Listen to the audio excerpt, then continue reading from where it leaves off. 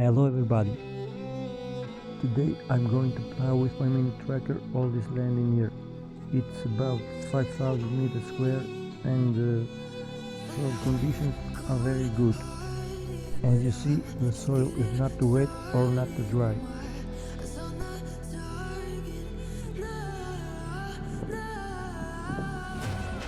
The moisture in the soil is in the right quantity, you see.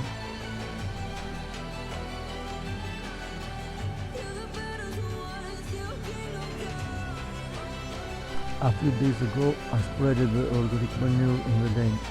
I hope that it won't interfere in the plowing process, even if I really doubt it, because beneath it is very slippery.